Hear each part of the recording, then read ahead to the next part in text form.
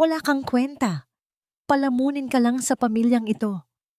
Ang matalim na sigaw ni Beatrice. Habang yakap ni Clara ang dalawang anak na nanginginig sa lagnat sa gitna ng bagyo, nakangiting nakakapit ang kabit sa braso ng kanyang asawa. Isinara ang gate. Itinakwil silang parang basurahan. Ngunit hindi nila alam, ang babaeng itinapon nila sa putikan ay magbabalik bilang nag-iisang tagapagmana ng bilyon-bilyong imperyo. Handa na ba silang lumuhod? Hindi kita maintindihan. Umaasa ka na nga lang dito, pero parang lalo pang gumugulo ang sitwasyon. Maring sabi niya, mas mabuti pang umalis ka muna at asikasuhin ang mga anak mo. Ang mga salitang iyon ay tila mga punyal na tuwirang ibinaon sa dibdib ni Clara. Nakaluhod siya sa malamig at makintab na marmol na sahig ng mansyon ng mga Veles. Sa kanyang nanginginig na mga kamay ay mahigpit niyang hawak ang isang basang bimpo at isang botelya ng murang gamot sa lagnat na binili niya mula sa barya-baryang naipon niya sa paglalaban ng mga damit ng sarili niyang asawa. Kanina pa siya nagmamakaawa. Humihingi lamang ng kaunting tulong upang maipagamot ang kambal niyang 4 na taong gulang na kasalukuyang sinusunog ng mataas na lagnat sa isang maliit at madilim na bodega ng mansyon, ang lugar na tinatawag nilang kwarto. Ang mga pasa sa kanyang braso, bakas ng nakaraang gabi, ay namamanhid na dahil sa tindi ng panginginig ng kanyang buong katawan. Isang malalim at mabigat na bikig ang bumara sa kanyang lalamunan. Hindi siya makasigaw. Ang pinakamasidhing sakit ay ang uri ng sakit na ninanakaw, pati ang kakayahan mong huminga. Napayuko na lamang siya, ramdam ang pamamanhid ng kanyang mga binti, habang ang bimpo sa kanyang mga kamay ay halos mapunit dahil sa higpit ng kanyang pagkakahawak. Ma, that's enough. Nakakasira ng gabi ang presensya niya rito. Ang tinig na yon ay pag-aari ni Luca, ang lalaking pinangakuan niya ng buong buhay niya sa harap ng altar. Inangat ni Clara ang kanyang nanlalabong mga mata. Nakatayo sa itaas ng engrandeng hagdanan ang kanyang asawa, ngunit hindi ito nag-iisa.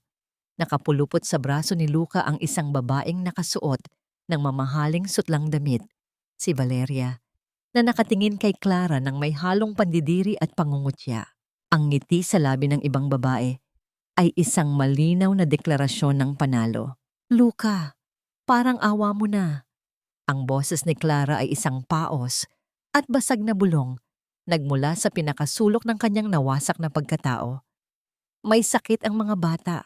Huwag muna ngayon. Bukas, pangako. Aalis ako. Huwag lang ngayon sa gitna ng bagyo. Ngunit isang malamig na pagtalikod lamang ang isinukli ng kanyang asawa. Walang anumang bakas ng awa sa mga mata nito. Lumapit ang isang kasambahay at walang pasabing inihagis ang isang lumang canvas bag sa labas ng pinto, direkta sa malalim na putikan ng garahe. Ang bag na yon ay naglalaman ng iilang manipis na damit nila ng mga bata. Utang na loob mo pa na pinatira ka namin dito ng ilang taon, Clara. Ang panunumbat ni Beatrice habang pinagmamasdan ang kanyang mga kuko na tila walang anumang nangyayaring masama. You brought nothing to this marriage. Ngayong may nakita na si Luca na babaeng ka-level namin, you should know your place. Umalis na kayo bago ko pa ipakaladkad ang mga anak mo sa gwardya. Ang mga banta sa kanyang mga anak ang naging tulak upang mabilis na tumayo si Clara kahit na nanginginig ang kanyang mga tuhod. Tinakbo niya ang bodega at binuhat ang dalawang bata na parehong nagdedeliryo sa init ng katawan. Habang kalong niya ang kambal at bitbit ang basang bag mula sa putikan, ang mabigat na pintuang bakal ng mansyon ay isinara nang walang anumang pag-aalinlangan, tuluyang naghiwalay sa kanila sa mundong buong buhay niyang pinaglingkuran. Sa labas, ang galit ng kalangitan ay walang sinasanto. Ang ulan ay bumubuhos ng walang patid, tila malalaking karayom na tumutusok sa manipis na balat ng mag-iina. Ginamit ni Clara ang sariling katawan upang magsilbing silong ng kanyang mga anak. Niyakap niya sila ng napakahigpit, tinatakpan ng kanilang mga ulo gamit ang kanyang sariling dibdib habang naglalakad siya sa gitna ng binahang kalsada na walang anumang destinasyon. Ang lamig ay nanunuot hanggang sa kanyang mga buto, ngunit mas malamig ang pakiramdam ng pagtataksil na lumamon sa kanyang puso. Iniisip niya kung paano niya napagtiisan ang lahat ng pang-aalipin, ang mga masasakit na salita, ang paniniwalang balang araw ay mamahalin din siya ng pamilyang iyon. Lahat ng iyon ay isang napakalaking kasinungalingan. Sa kalagitnaan ng kadiliman ng gabi, naramdaman niya ang isang maliit at mainit na kamay na dumampi sa kanyang malamig na pisngi. Bahagyang iminulat ng kanyang anak na lalaki ang mga mata nitong nanghihina. Pinunasan ng paslit ang luhang humahalo sa ulan sa mukha ni Clara. "Huwag kang umiyak, Mama." Ang mahina at inosenteng tinig na yon ay isang espadang bumaon sa natitirang piraso ng kanyang kaluluwa. Ang kanyang anak, na siya nangang nagdurusa sa sakit, ay nagawa pang aluin ang kanyang nagkakasugat na damdamin. Wala siyang karapatang sumuko. Kailangan niyang maging matapang para sa kanila.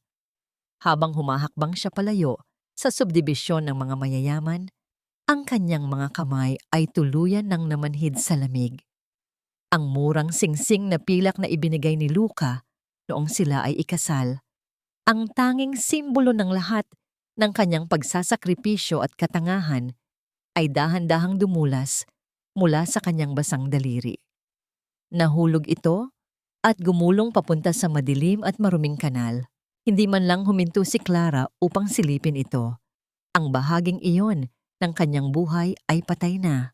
Ngunit ang limitasyon ng katawan ay hindi kayang talunin ng determinasyon lamang. Ang kanyang paningin ay nagsimulang umiikot. Ang bigat ng dalawang bata, ang tindi ng ulan, at ang gutom na ilang araw na niyang tinitiis ay nagsanib puwersa upang bawiin ang kanyang natitirang lakas. Bumagsak ang kanyang mga tuhod sa magaspang na aspalto. Niyakap niya ang mga anak ng buong higpit bago ang kanyang kamalayan ay dahan-dahang binalot ng kadiliman. Sa huling sandali ng kanyang paggising, isang napakaliwanag na ilaw mula sa isang mamahaling sasakyan na pumarada sa kanyang harapan ang bumulag sa kanyang mga mata. Sa gitna ng katahimikan ng kanyang naghihingalong diwa, isang tanong ang umaling-aungaw sa kanyang isipan.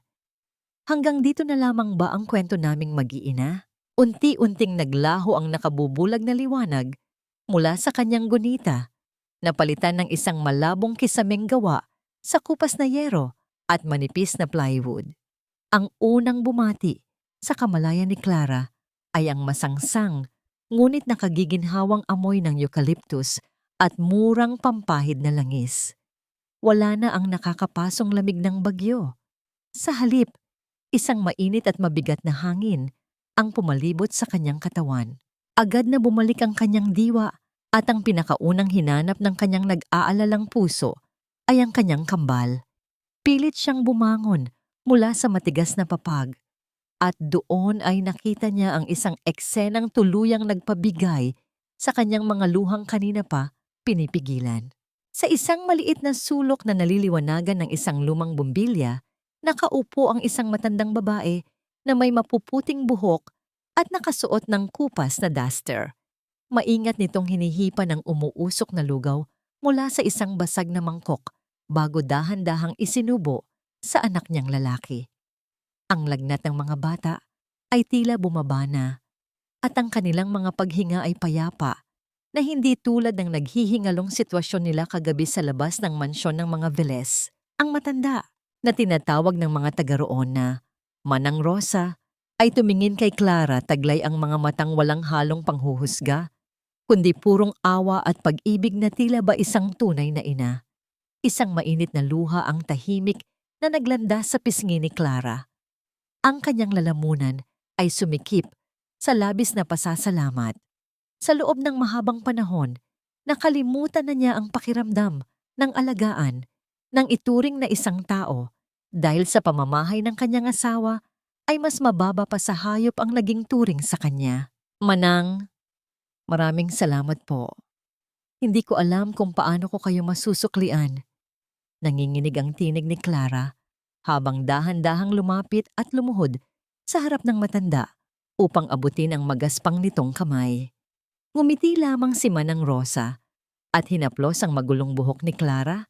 Ipinapaalala sa kanya na sa mundong ito, kung sino pa ang walang-wala, sila pa ang may pinakamalaking puwang sa puso para magbigay. Nang makatulog muli ang mga bata, naupo si Clara sa tapat ng isang maliit na palanggana sa labas ng pintuan. Tinitigan niya ang kanyang sariling mga braso na puno ng mga lila at itim na pasa, mga bakas ng mahigpit na pagkakahawak ni Luca tuwing nagagalit ito dahil sa mga walang kwentang bagay. Dati, tuwing nakikita niya ang mga pasang ito, sinisisi niya ang sarili. Iniisip na baka nga may nagawa siyang mali, na baka nga kulang pa ang pagiging asawa niya, tulad ng palaging isinisiksik ni Beatrice sa kanyang isipan. Ngunit ngayon, habang pinagmamasdan niya ang sariling sugat sa ilalim ng liwanag ng araw, wala na siyang naramdamang takot. Ang pumalit ay isang malamig at matigas na paninindigan. Hinding-hindi na siya babalik sa impyernong iyon. Kinuha ni Clara ang lumang kumot na ipinahiram sa kanila ni Manang Rosa kagabi. Kahit may mga himulmol na ito at malapit ng mapunit sa nipis, nilabhan niya ito ng may buong pag-iingat at pagmamahal. Mas pinahahalagahan niya ang sirang telang ito kaysa sa mga mamahaling sutlang kobre kama na araw-araw niyang kinukuskos sa mansyon ng kanyang biyenan. Bawat pagpisil niya sa tela ay tila pagpigarin sa mga natitirang dumi ng kanyang nakaraan.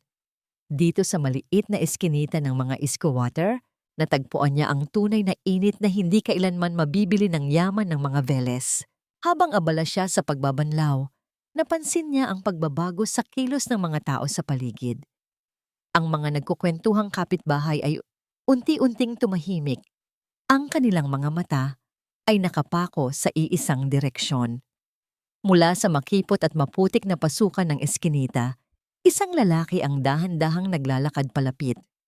Matangkad siya, nakasuot ng isang formal na itim na suit na gawa sa mamahaling tela at may tindig na nagpapahiwatig ng awtoridad at kapangyarihan.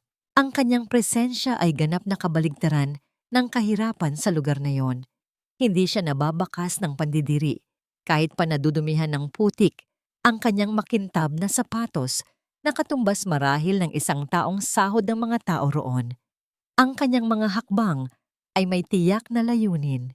Napatigil si Clara, binitawan niya ang kumot na hawak, hinayaan itong bumagsak pabalik sa palanggana. Tumaas ang kaba sa kanyang dibdib.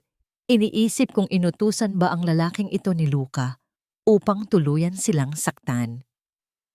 Ngunit nang huminto ang estranghero, nang eksakto sa tapat ng bukas na pinto ng bahay ni Manang Rosa, tinanggal nito ang kanyang salamin. Ang kanyang mga mata ay walang bahid ng puot o pangmamaliit. Sa halip, ito ay puno ng isang malalim, tahimik at nakakapanindig balahibong paggalang na hindi pa nakikita ni Clara sa buong buhay niya. Matagal na kitang hinahanap. Ang tinig ng lalaki ay kalmado, ngunit may dalang bigat na tila kayang magpatigil sa pag-ikot ng mundo.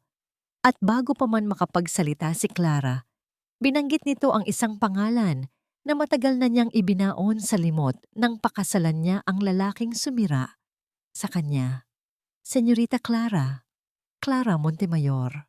Tila tumigil ang paghinga ni Clara nang marinig ang pangalang iyon. Ang Montemayor ay isang pangalang matagal na niyang ibinaon sa limot. Isang alaala ng kanyang ina na pumanaw ng may pait sa puso dahil sa pagtakwil ng sarili nitong pamilya. Tinitigan niya ang lalaking nasa kanyang harapan. Ang lalaki ay nagpakilala bilang si Esteban, ang punong abogado ng kanyang yumaong lolo na si Don Roberto Montemayor. Sa gitna ng masukal at mainit na silid ni Manang Rosa, binuksan ni Esteban ang isang mamahaling leather na bag at inilabas ang mga dokumentong may selyo ng kapangyarihan at yaman. I know this is a lot to take in, Senyorita Clara. Ang mahinahong pananalita ni Esteban habang inilalapag ang mga papel sa ibabaw ng mabuway na lamesang kahoy. Ngunit bago pumanaw si Don Roberto, Wala siyang ibang hiniling kundi ang mahanap ka. He wanted to correct the mistakes of the past. Ikaw ang nag-iisang tagapagmana ng lahat ng kanyang iniwan. Isang imperyong nagkakahalaga ng mahigit 3 bilyong piso. Ang halagang binanggit ni Esteban ay tila isang banyagang salita sa pandinig ni Clara. 3 bilyong piso. Sa loob ng maraming taon, nakiusap siya para sa barya-baryang pambili ng gatas ng kanyang mga anak. Tiniis ang bawat sampal ng kahirapan at pang-aabuso dahil sa kawalan ng pera. Isang mapait na tawa ang muntik nang kumawala sa kanyang mga labi. Bakit ngayon lang? Ngayong durog na ang kanyang pagkatao? Ngayong itinapon na siya na parang basahan ng pamilyang pinaglingkuran niya. Tinitigan niya ang mga dokumento. Ngunit hindi yaman ang nakikita niya, kundi ang mga luhang ibinuwis ng kanyang ina noong sila ay itaboy ng matandang Montemayor dahil lamang sa pagpili nito sa pag-ibig kaysa sa yaman. Habang nagaganap ang tahimik na bagyo sa loob ng puso ni Clara, sa kabilang dako ng lungsod, ang mansyon ng mga Velez ay puno ng marangyang selebrasyon. Ang halimuyak ng mamahaling alak at maririkit na bulaklak ay pumuno. Sa bulwagan, hawak ni Luca ang isang baso ng champagne habang nakapalupot ang braso sa baywang ni Valeria. Sa wakas, wala na ang pabigat sa buhay natin. Ang nakatatawang pahayag ni Luca na sinundan ng malakas na pagsang-ayon ni Beatrice. Para sa kanila, ang pagtatapon kay Clara sa gitna ng bagyo ay isang tagumpay na dapat ipagdiwang. Wala silang kaalam-alam na ang babaeng itinuring nilang mitya ng kanilang malas ay may hawak na palang susi na pwedeng magpaguhos sa kanilang marangyang daigdig. Binaling muli ni Clara ang kanyang atensyon kay Esteban. Nakita niya sa mga mata ng abogado ang isang uri ng katapatan na hindi niya kailanman naramdaman kay Luca. Inabot ni Esteban ang isang mamahaling pluma, ang makintab nitong katawan ay sumasalamin sa liwanag ng bumbilya. Pirma mo na lamang ang kulang, Clara. Mula sa sandaling ito, wala nang makakaapak sa'yo. You can have the justice you deserve. Dahan-dahang iniangat ni Clara ang kanyang kamay. Ang kanyang mga daliri ay bahagyang nanginginig habang papalapit sa panulat. Naisip niya ang kanyang mga anak na himbing na natutulog sa likod ng manipis na kortina. Naisip niya ang bawat masasakit na salitang ibinato sa kanya ni Beatrice. Ito na ang pagkakataon niyang bumangon. Ngunit bago pa man dumapo ang dulo ng pluma sa papel, pinigilan siya ni Esteban. Isang huling pahina ang inilabas ng abogado. Isang pahinang may kakaibang kulay at selyo. Wait, Clara, may isang bagay ka pang dapat malaman. Ang tinig ni Esteban ay naging mas seryoso at puno ng babala. Hindi ibibigay sa iyo ang yaman ng ganoon kadali. Don Roberto knew the hunger of the wolves surrounding you. Upang mapatunayan mong karapat-dapat ka at upang hindi ka muling maloko ng sinuman, may isang huling kondisyon ng iyong lolo.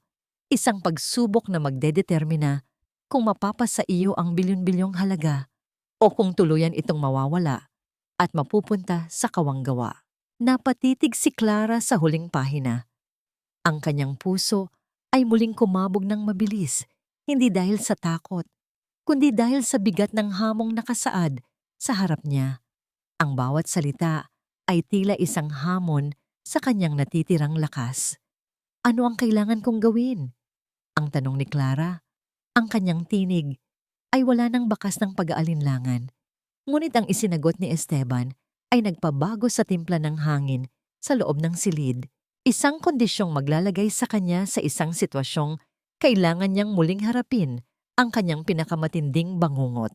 Ang kondisyon ay hindi tungkol sa pagpapalago ng pera, kundi tungkol sa pagpapanatili ng dangal. Ang seryosong paliwanag ni Esteban habang ang kanyang mga mata ay nananatiling nakatitig ng diretso sa mga mata ni Clara. Ang huling hiling ng iyong lolo ay ang buhayin mong muli ang Lola's Kusina. Ito ang maliit na panaderya at kainan na sinimulan ng iyong ina bago siya itakwil.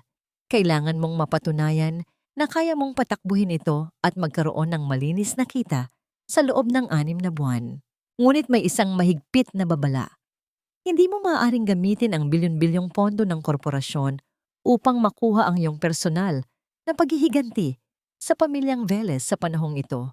Ang tagumpay ng negosyong ito ay dapat magmula sa sarili mong pawis at diskarte. Isang sandaling katahimikan ang bumalot sa silid. Para kay Clara, ang hamon ay tila isang matarik na bundok na kailangan niyang akyatin habang pasan ang kanyang dalawang anak. Ngunit nang sulyapan niya ang kambal na payapang natutulog sa ilalim ng kupas na kulambo ni Manang Rosa, ang takot sa kanyang puso ay napalitan ng isang nag-aapoy na determinasyon. Tinatanggap ko ang hamon. Ang matatag niyang sagot, gagawin ko ang lahat para sa aking mga anak. Kung ang pagmamasa ng harina ang paraan upang mabigyan sila ng magandang kinabukasan na hindi nakadepende sa awa ng ibang tao, gagawin ko. Isang maliit na ngiti ang sumilay sa labi ni Esteban, isang ekspresyong nagpahiwatig ng malalim na paghanga na hindi niya magawang itago. Ang liwanag ng araw ay tumatagos sa mga siwang ng dingding na nagbibigay ng kakaibang kislap sa kanyang mga mata. Sa unang pagkakataon, naramdaman ni Clara na hindi lamang siya isang kliyente para sa abogado. May isang uri ng proteksyon at pag-aalaga sa boses ni Esteban na matagal nang ipinagkait sa kanya ng mundo. Kinabukasan, sa ilalim ng tila nagbabagang sikat ng araw, tumayo si Clara sa harap ng isang luma at abandonadong gusali sa kanto ng isang tahimik na kalye. Ang lola's kusina ay puno ng alikabok. Ang mga salamin ay malabo na at ang mga kagamitan ay kinalawang na sa loob ng maraming dekada. Habang tinitingnan ni Clara ang kalunos-lunos na kalagayan ng lugar, naramdaman niya ang bigat ng pagod bago pa man siya magsimula. Ngunit hindi nagtagal, isang pamilyar na sasakyan ang huminto sa tapat ng gusali. Lumabas si Esteban na wala na ang kanyang formal na Amerikana. Nakatupi ang mga manggas ng kanyang puting polo, inilalantad ang kanyang matitipunong braso at may dalang mga kagamitan sa paglilinis. I thought you might need an extra pair of hands. Ang simple niyang pahayag na may kasamang magaan na biro. Huwag kang mag-alala. I'm quite good at fixing things. Hindi lang puro batas ang alam ko. Sa loob ng ilang oras, ang katahimikan ng lumang kainan ay napalitan ng tunog ng paglipat ng mga mabibigat na silya at ang pagkayod ng mga dumi sa sahig.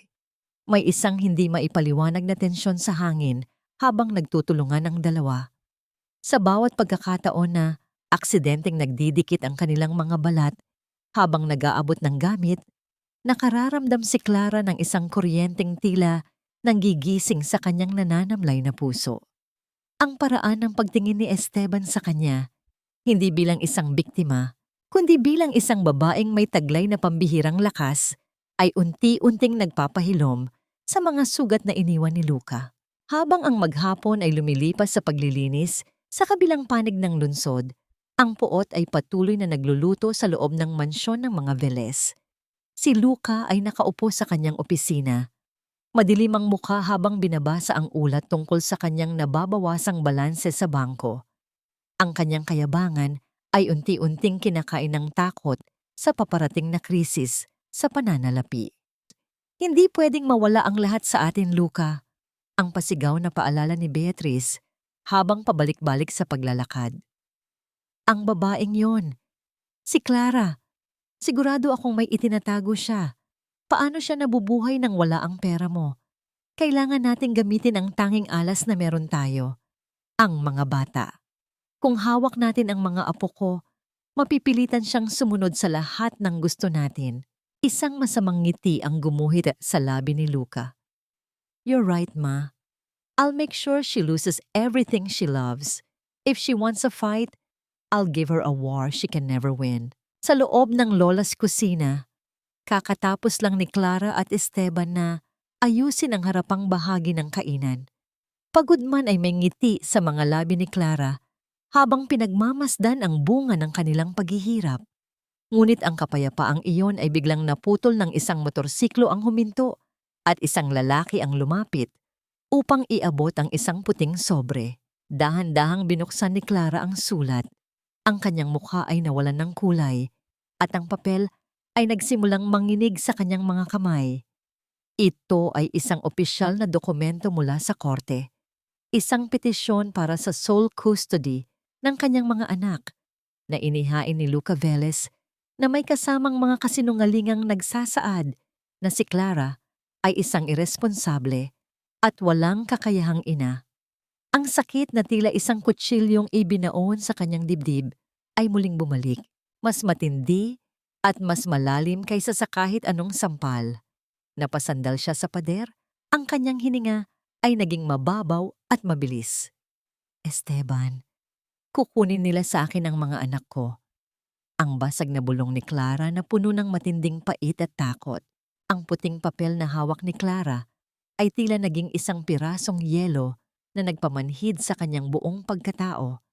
Ang bawat salitang nakalimbag doon, ang mga akusasyon ng pagiging irresponsableng ina, ang mga kasinungalingan tungkol sa kanyang mental na kalusugan, ay tila mga laso na unti-unting kumakalat sa kanyang sistema. Nanginig ang kanyang mga labi at ang mga luhang kanina pa niya pinipigilan ay tuluyan ng pumatak. Dahan-dahang binabasa ang selyo ng korte. Sa kanyang isipan, nakita niya ang mukha ng kanyang kambal na kinuha mula sa kanyang mga bisig, ang kanilang mga iyak na humihingi ng tulong habang pilit silang inilalayo sa kanya ng mga Velez. Hindi maaari. Hindi nila pwedeng gawin ito. Ang basag na bulong ni Clara habang ang kanyang mga binti ay tila nawalan ng buto. Muntik na siyang matumba kung hindi siya mabilis na naalalayan ni Esteban. Naramdaman ni Clara ang init at katatagan ng mga kamay ng abogado sa kanyang magkabilang balikat. Ito ay isang uri ng hawak na hindi nagmamay-ari, kundi nagtatanggol. Huwag kang matakot, Clara. Tumingin ka sa akin. Ang tinig ni Esteban ay malalim at puno ng autoridad na tila isang angkla sa gitna ng nagngangalit na dagat. Hinintay niyang magtama ang kanilang mga mata bago muling nagsalita. I am here. Hindi ko hahayaang makuha nila ang mga bata. Ang mga kasinungalingang ito ay madaling gibain sa harap ng katotohanan. I promise you, Clara, hinding-hindi kita iiwan sa laban na ito. Ang mga salitang yon ay tila isang balsamo sa sugatang puso ni Clara. Huminga siya ng malalim, pilit na pinapakalma ang mabilis na tibok ng kanyang dibdib. Sa halip na magpatalo sa takot, kumuha siya ng isang malalim na inspirasyon. Lumapit siya sa lamesa kung saan nakahanda ang mga sangkap para sa paggawa ng tinapay. Sa bawat pagdiin ng kanyang mga palad, sa malambot na masa ng harina, tila ibinubuhos niya ang lahat ng kanyang sakit, galit at determinasyon. Ang bawat pagmamasa ay isang panata, isang pangako na magiging sapat siyang malakas para sa kanyang mga anak. Makalipas ang ilang oras, ang buong Lola's kusina ay napuno ng isang halimuyak na matagal nang hindi nalalasap ng lugar na yon. Ang amoy ng bagong luto at mainit na tinapay ay nanunuot sa bawat sulok, nagdadala ng isang uri ng pag-asa na hindi kayang bayaran ng salapi. Inilabas ni Clara ang unang batch ng mga pandesal mula sa lumang pugon. Sa gitna ng kanyang pagod, isang maliit at tipid na ngiti ang sumilay sa kanyang mga labi. Isang ngiting hindi pilit, kundi bunga ng isang maliit na tagumpay. Ito ang unang pagkakataon sa loob ng maraming taon na naramdaman niyang may halaga ang kanyang mga kamay. Habang abala si Clara, si Esteban naman ay tahimik na nagtatrabaho sa isang sulok gamit ang kanyang laptop. Ang kanyang mga mata ay matalas habang sinusuri ang mga dokumentong nakuha niya tungkol sa mga negosyo ni Luca. Sa tulong ng kanyang mga koneksyon, natuklasan niya ang mga butas sa pananalapi ng kumpanya ng mga Velez, mga transaksyong hindi tugma at mga utang na pilit itinatago. Sa isang mabilis na pagpindot sa keyboard, ipinadala ni Esteban ang isang lihim na ulat sa pinakamalaking kliyente ni Luca, isang ulat na maglalantad sa marupok na pundasyon ng kanilang yaman. Kinabukasan, ang katahimikan sa opisina ni Luca ay nabasag ng balitang nagpaguho sa kanyang mundo. Ang pinakamalaking kontrata na inaasahan niyang magliligtas sa kanila Sa pagkalubog ay biglang nakansela. Paano itong nangyari? Ang sigaw ni Luca habang padahas na itinapon ang mga folder sa kanyang lamesa. Ang kanyang muka ay namumula sa galit at pagkapahiya. Si Beatrice, na noon ay nakaupo sa sofa, ay hindi rin mapakali. Sinasabi ko na sa'yo, Luca, malas ang babaeng yon. Mula nang palayasin mo siya, sunod-sunod na ang kamalasan natin. Kailangan nating makuha ang mga bata sa lalong madaling panahon para makuha natin ang simpatiya ng publiko at ng bangko. Ang puot sa boses ni Beatrice ay tila isang malapot na putik, nandidiri sa katotohanang unti-unti na silang nawawalan ng kontrol. Samantala, sa loob ng lola's kusina, gabi na at nag-iisa na lamang si Clara upang ayusin ang mga huling gamit. Ang paligid ay napakatahimik, tanging ang malayo at mahinang ingay ng mga sasakyan ang maririnig. Ngunit habang nililinis niya ang likurang bahagi ng kusina, isang kakaibang amoy ang biglang humalo sa hangin. Hindi ito ang mabangong amoy ng tinapay, kundi isang masangsang at nakakasuffocate na amoy ng usok. Napatigil si Clara. Ang kanyang puso ay muling kinabahan. Lumingon siya sa direksyon ng bodega kung saan nakaimbak ang lahat ng kanyang mga sako ng harina at asukal. Ang tanging puhunan na meron siya para sa kinabukasan ng kanyang mga anak. Mula sa ilalim ng pinto ng bodega, isang mapulang liwanag ang nagsimulang sumilip, kasabay ng makapal at itim na usok na mabilis na lumalaganap sa loob ng silid. Ang init ay nagsimulang gumapang sa kanyang balat at ang katotohanan ay mabilis na humampas sa kanya. Ang kanyang pag-asa ay muling pinagtatangkaang tupukin ng apoy. Ang kapal ng mukha mong magpakita rito, Clara. Namamalimos ka ba ng tira-tirang pagkain para sa mga anak mong palaboy? Ang matalim na tinig ni Beatrice na umalingaw-ngaw sa gitna ng mataong palengke dahilan upang mapalingon ang mga mamimili at tindera. Nakatayo ang matandang Velez doon. Suot ang kanyang mamahaling telang lace at mga alahas na tila nandidiri sa paligid kasama si Valeria na may mapanuyang ngiti sa mga labi. Sa harap nila ay si Clara na may bakas pa ng itim na uling sa kanyang mga kuko at namumulang mga mata dahil sa puyat at usok mula sa nasunog na bodega kagabi. Hawak ni Clara ang isang maliit na basket na naglalaman ng mga murang sangkap na pilit niyang pinagkakakasya mula sa kanyang natitirang barya. Ang kaibahan ng kanilang hitsura ay isang malinaw na larawan ng kawalang katarungan. Ang mga nagnakaw ng kanyang kaligayahan ay nagpapakasasa sa karangyaan, habang siya na biktima ay pilit na bumabangon mula sa abo ng kanyang mga pangarap. Isang malalim na bikig ang bumara sa lalamunan ni Clara. Gusto niyang sumigaw. Gusto niyang isumbat ang lahat ng sakit. Ngunit ang tanging naramdaman niya ay ang pangangatog ng kanyang mga tuhod at ang mabilis na pagtibok ng kanyang puso na tila isang tambol na nagbababala ng panganib sa loob ng kanyang dibdib. Naalala niya ang init ng apoy kagabi, ang takot na baka mawala ang tanging pag-asa niya para sa kanyang mga anak. At ngayon ay heto ang mga taong posibleng utak ng trahedyang yon, nakatayo sa harap niya nang walang anumang bahid ng konsensya. Ang bawat salita ni Beatrice ay tila isang latay na humahapdi sa kanyang sugatang pagkatao. Pilit siyang ibinabalik sa panahong siya ay isang sunod-sunuran lamang. Tingnan mo ang sarili mo, Clara. Parang pulubi sa kalsada. Kaya ka nga iniwan ng anak ko dahil hindi ka nababagay sa antas namin. You look so pathetic, carrying that cheap basket. Ang dagdag ni Valeria, habang ang kanyang tawa ay tila isang matalas na tunog na humihiwa sa hangin. Inangat niya ang kanyang kamay upang ayusin ang buhok, isang pagyayabang ng kanyang bagong katayuan sa buhay ni Luca. Sa puntong yun, naramdaman ni Clara ang init ng dugo na umakyat sa kanyang mukha. Hindi na ito takot. Ito ay ang apoy ng isang inang handang lumaban para sa dangal na pilit tinatapak-tapakan ng mga taong ito. Ang yaman ay nawawala, Beatrice, ngunit ang masamang ugali ay tumatagos hanggang sa buto. Ang mahinahon, ngunit matatag na sagot ni Clara.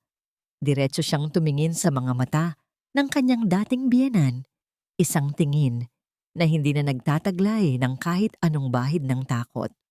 Maaring nasunog ang aking mga gamit, ngunit hindi niyo kailanman masusunog ang aking pagkatao. At ikaw, Valeria, huwag kang masyadong kampante. Ang tronong inagaw mo ay nakatayo sa ibabaw ng mga kasinungalingan at alam nating pareho kung gaano kabilis gumuho ang mga bagay na walang pundasyon. Dahil sa labis na pagkapahiya at galit, mabilis na itinaas ni Valeria ang kanyang kamay upang sampalin si Clara. Wala kang karapatang magsalita ng ganyan sa akin. Ngunit bago pa man dumapo ang palad nito sa pisngi ni Clara, isang matibay at malaking kamay ang humarang sa ere, mahigpit na humawak sa braso ni Valeria. Ang presensya ni Esteban ay tila isang pader na biglang sumulpot, nagbibigay ng proteksyon at malamig na awtoridad na nagpatahimik sa buong paligid.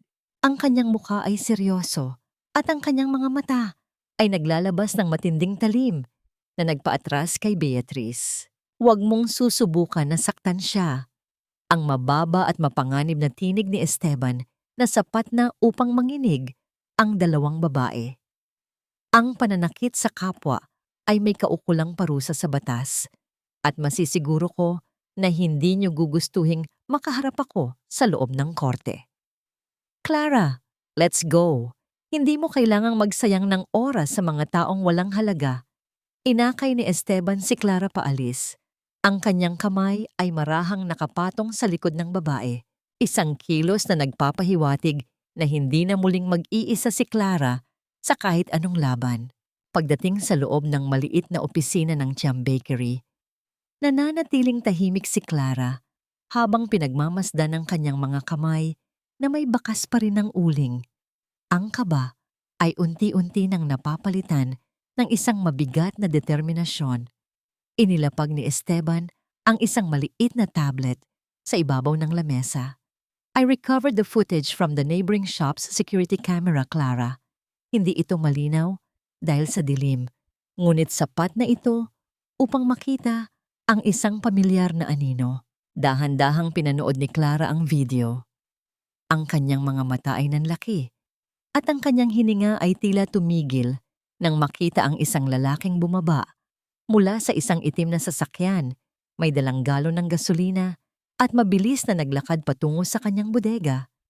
Kahit na malabo ang mukha nito, ang suot na uniforme at ang plaka ng sasakyang nakaparada sa di kalayuan ay hindi mapagkakamalan.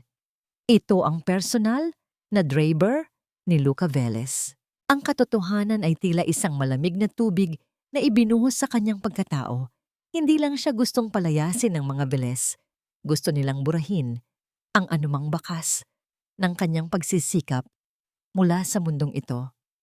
Paano niya haharapin ang ganitong uri ng kasamaan habang ang tanging hawak niya ay ang pangarap para sa kanyang mga anak?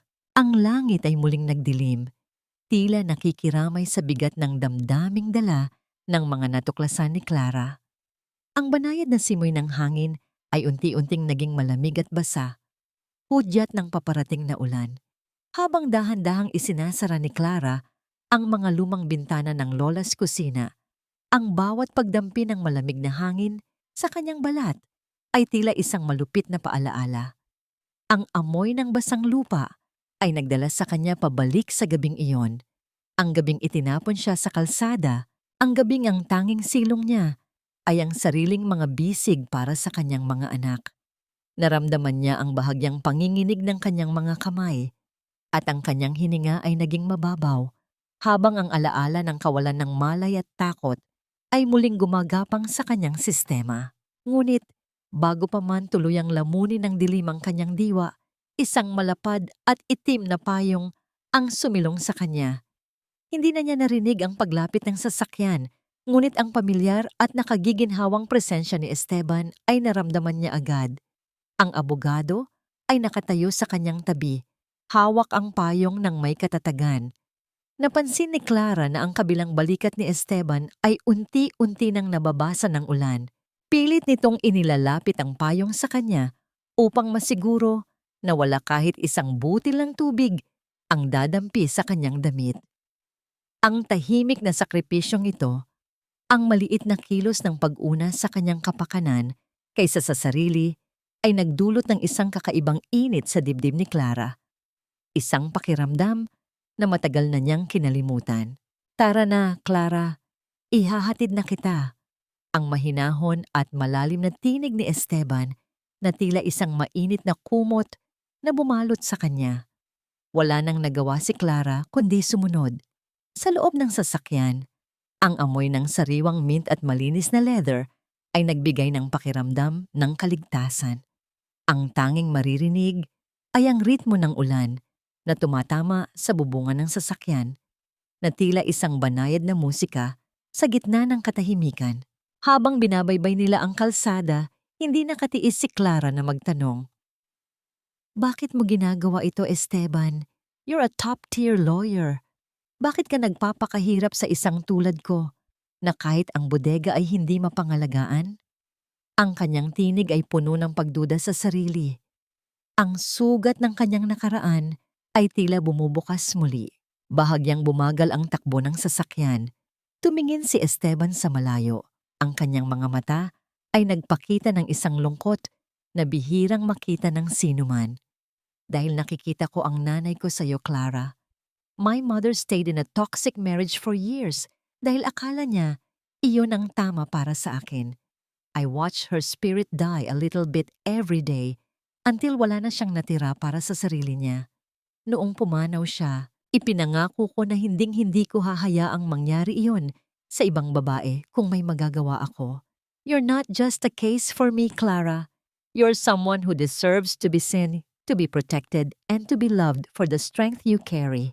Ang pag-amin na yon ay nagpatahimik sa buong sasakyan.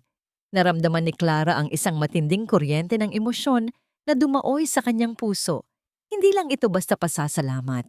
Ito ay ang simula ng isang malalim na koneksyon, isang paghilom na hindi nanggagaling sa gamot kundi sa pag-unawa. Sa unang pagkakataon, hindi naramdaman ni Clara na kailangan niyang maging matatag mag-isa. Sa tabi ni Esteban, maaari siyang maging mahina, maaari siyang maging tao. Samantala, sa isang marangyang opisina sa kabilang panig ng bayan, ang kapaligiran ay balisa at puno ng tensyon. Si Luca ay pabalik-balik sa paglalakad. Ang kanyang mga daliri ay nanginginig habang hawak ang isang baso ng matapang na alak. Ang kanyang kumpanya ay nasa bingit ng bangkarota matapos ang sunod-sunod na pagkansela ng mga proyekto. Ang tanging paraan upang maisalba ang pangalan ng mga beles ay ang makakuha ng pautang mula sa Solana Heritage Fund, ang pinakamalaking private equity firm sa bansa na kilala sa pagpili lamang ng mga pinakaprestihiyosong kliyente. "Nagpadala na ako ng aplikasyon, Ma," ang balisang sabi ni Luca kay Beatrice na noon ay abala sa pag-aayos ng kanyang mga alahas. Pilit na itinatago ang takot sa likod ng karangyaan. "If we get this fund, we can pay off the banks and start over. I just hope the chairman likes our proposal." Hindi alam ni Luca na sa mismong sandaling iyon, ang kanyang kapalaran ay nakadepende sa isang desisyon na hindi niya inaasahan.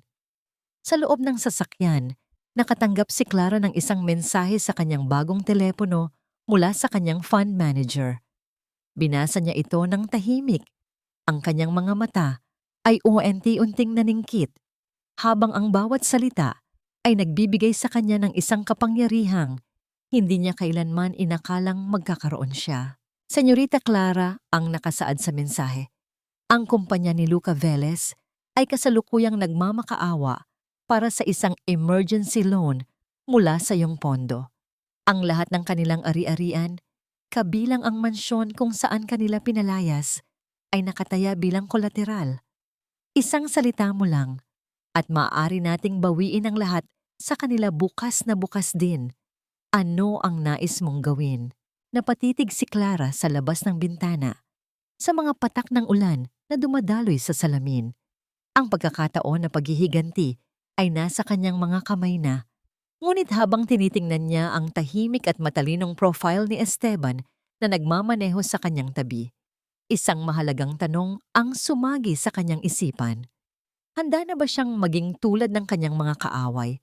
O gagamitin niya ang kapangyarihang ito upang tuluyang lumaya mula sa anino ng kanyang nakaraan? Sa loob ng tahimik na opisina ng Lola's kusina, tanging ang mahinang liwanag ng isang lumang desk lamp ang nagbibigay ng buhay sa silid. Nakatitig si Clara sa screen ng kanyang telepono kung saan nakalantad ang kapalaran ng pamilyang sumira sa kanyang buhay. Ang bawat numero sa loan application ni Luca ay tila mga anino ng nakaraan na nagmamakaawa para sa kalinga. Naramdaman ni Clara ang panginginig ng kanyang daliri habang nakalutang ito sa ibabaw ng screen. Sa isang iglap, naalala niya ang pakiramdam ng malamig na semento sa kanyang pisngi noong gabing itapon siya sa labas ng mansyon. Naalala niya ang boses ni Beatrice na tinatawag siyang basura. Sa pamamagitan ng isang mabilis at tiyak na pagpindot, iginuhit ni Clara ang isang pulang marka ng pagtanggi sa dokumento. Walang tunog, walang pagsabog, ngunit sa sandaling iyon, tila isang malaking pader ang gumuho sa daigdig ng mga Veles.